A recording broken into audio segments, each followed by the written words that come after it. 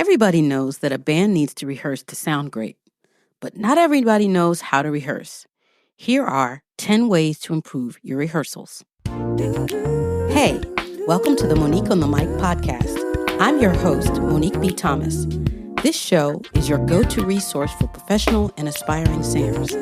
Every Monday, join me for a mix of solo episodes and insightful interviews where I share real artist stories, practical strategies, and mindset shifts. Whether you're just starting out or are already on your journey, you'll find the tools you need to transform your vocal path and feel supported. I keep it real, I keep it fun, and it's always useful and up to date. Let's get into it. While I've been rehearsing with bands for years, I cannot say that all my rehearsals were productive, because they weren't. In fact, quite the opposite.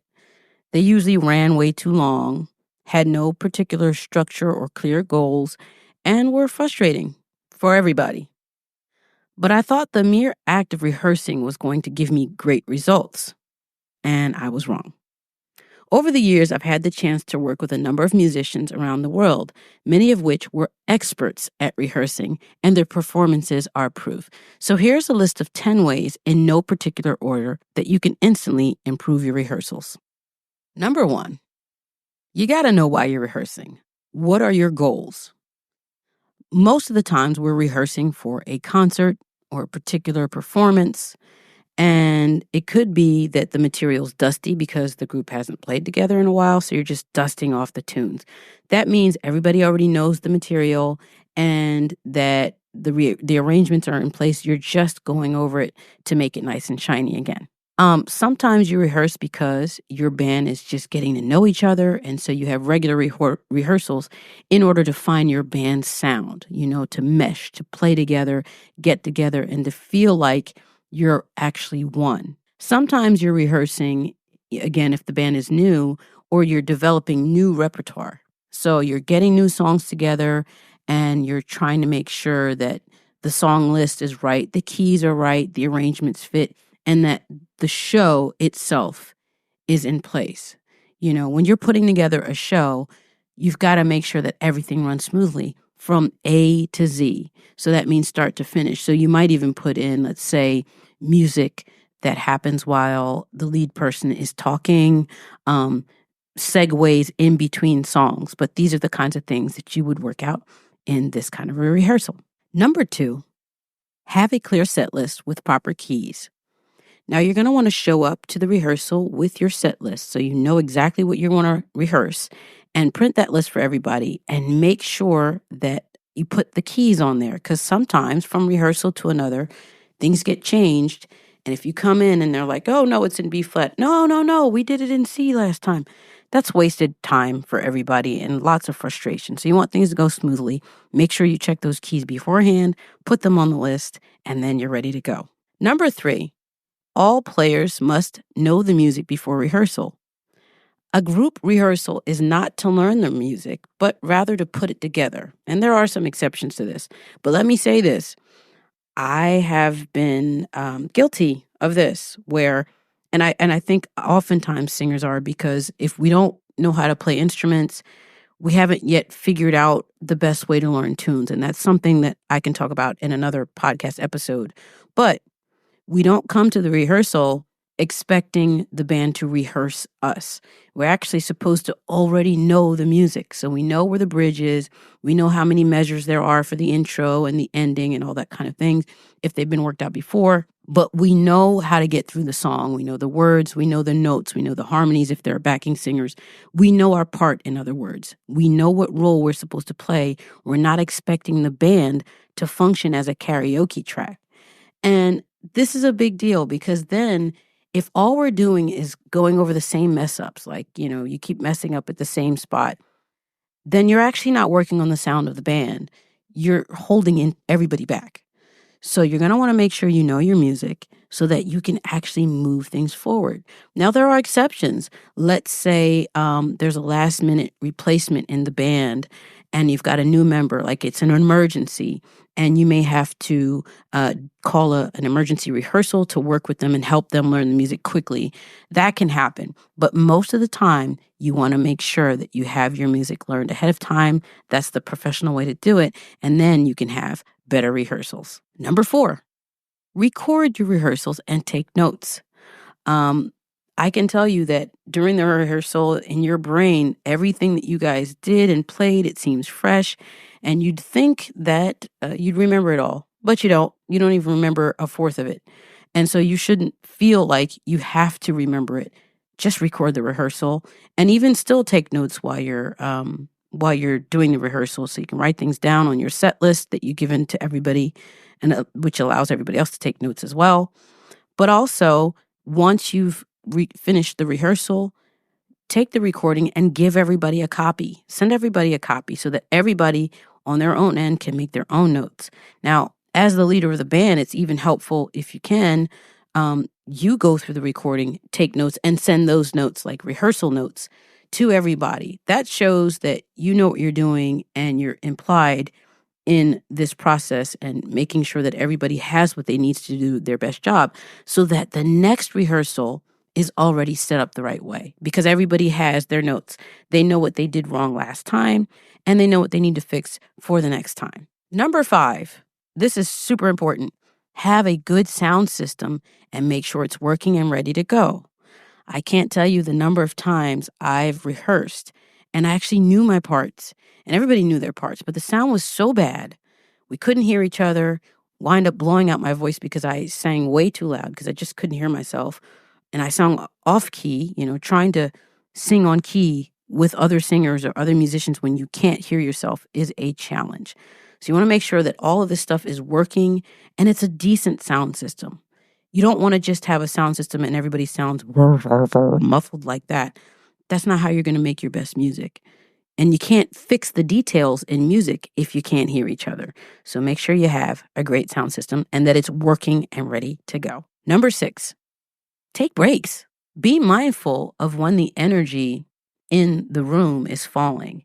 I would say probably at the 45 to 50 minute mark, probably will need a break. And this is going to depend. Everybody's not the same. It depends on how used to playing everybody is, the stamina that you have, the ability to focus for long periods of time is going to be different at different periods, and different groups are going to be different, but you may require a 5 to 15 minute break, which is pretty good.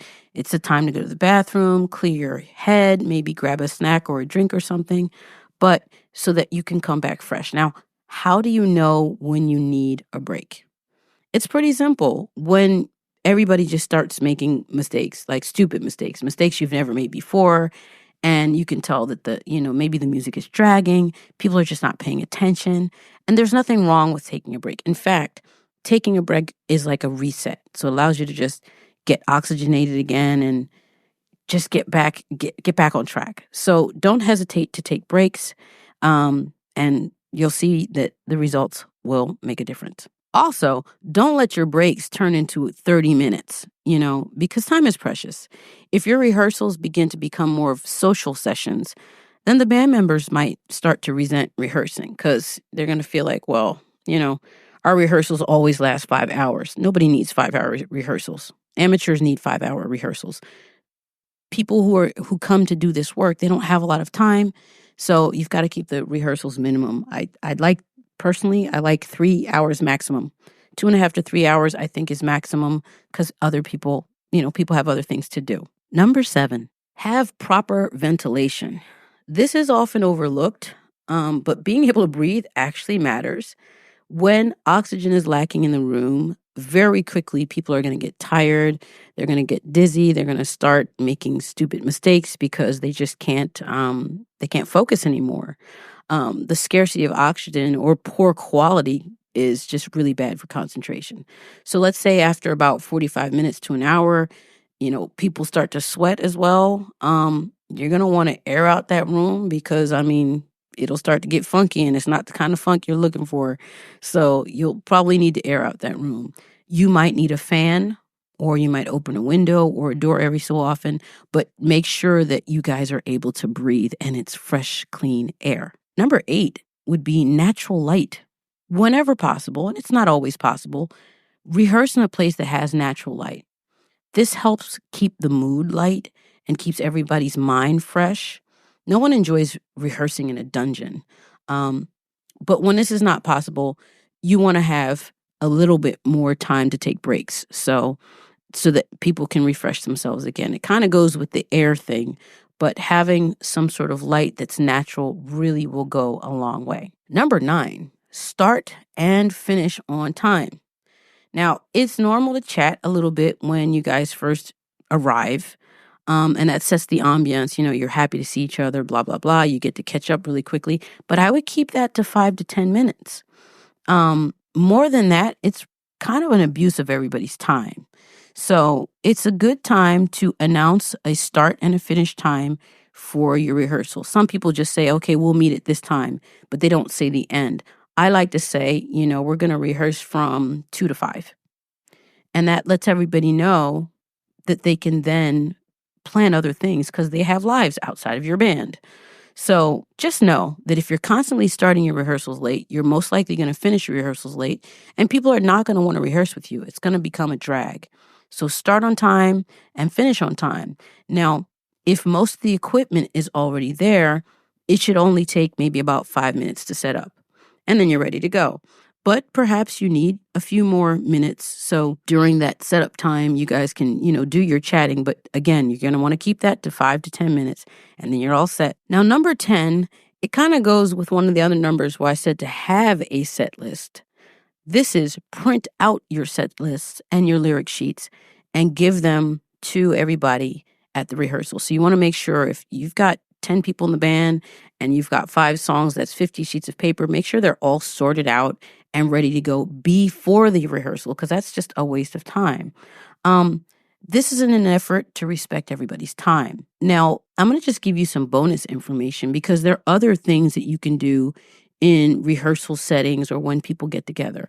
There is something called a shedding session or just a session. And this is when a group wants to explore some new music, or they're just meeting each other and they want to see how well they fit together, Now, during these settings or these sessions, be sure that the music will probably be initially quite sloppy.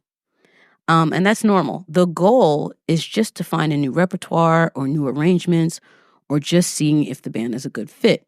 And this can be a lot of fun, in my opinion. Now, I find that singers don't often do sessions unless they are calling the sessions. Usually singers don't get invited to sessions. So if you're not getting invited to sessions and you want to do sessions, then you're going to have to find the musicians yourself and make it known that you want to do sessions. But in that case, if you call the session, you're the session leader. So that means you have to come in with ideas. You have to come in with a clear direction. So this time you can come in with charts and keys and people will be reading, and that's normal because they're just learning the material. Now, I know a lot of things that I've said on this list today may seem quite logical, but I can tell you when life is lifing and all the things we have to do to be a musician, it's very easy to forget any one of those details. But I can tell you that if you're constantly doing all 10 of those things at every single rehearsal, your band should be getting better, especially if every musician is also working on their musicality on their end and showing up the right way.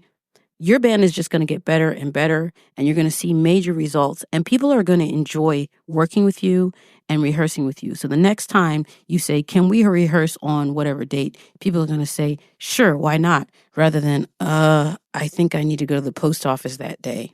Hopefully this was helpful. But I want to know, is there anything on this list that you haven't been doing that you could be doing that would help your rehearsals? And maybe there's something that you're doing that I didn't mention. Let me know. Send me an email to info@moniquebthomas.com. That's info@moniquebthomas.com.